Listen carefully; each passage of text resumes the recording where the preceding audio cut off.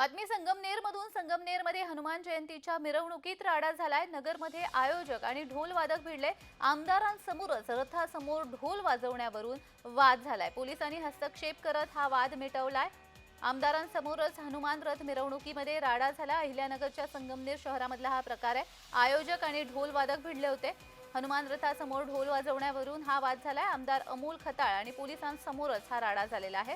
मिरवणुकीमध्ये राडा झाल्यामुळे काही काळ तणाव होता, मात्र पोलिसांनी हस्तक्षेप करत वाद मिटवलाय। पोलीस बंदोबस्तामध्ये पारंपरिक पद्धतीने ही रथ मिरवणूक संपन्न झालेली आहे। आणि या संदर्भात अधिक माहिती देण्यासाठी आमचे प्रतिनिधी जयेश सावंत हे आपल्यासोबत जोडले गेलेले आहेत। जयेश, नेमका हा वाद कशामुळे उत्पन्न झाला होता?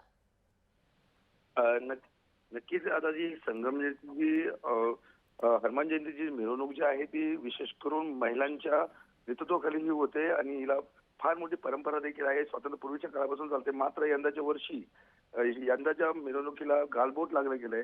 हे वाद्य वाजवण्यावरून झालेला जो वाद्य वाजवण्यावरून वाद झाला होता, त्यामुळे आयोजक आणि हा वाद झाला। पोलीस प्रशासन त्या ठिकाणी होते, तालुक्याचे आमदार त्या ठिकाणी होते, लोकप्रतिनिधी त्या ठिकाणी होते आणि त्यांच्यासमोर हा वाद झाला आणि पोलिसांच्या मदतीने हा वाद म्हणजे मिटवण्यात आला। काही काळ यामुळे तणाव निर्माण झाला होता आणि शहराच्या शांतता सुव्यवस्थेकरिता पोलिसांना त्यात हस्तक्षेप करावा लागला आणि त्यानंतर हा वाद मिटलाय। धन्यवाद जयेश दिलेल्या सविस्तर माहितीसाठी। हनुमान जयंतीच्या मिरवणुकीदरम्यान हा आयोजकांमध्ये आणि ढोल वादकांमध्ये वाद झाला होता आणि हा वाद काही काळानंतर पोलिसांच्या हस्तक्षेपाने मिटलाय।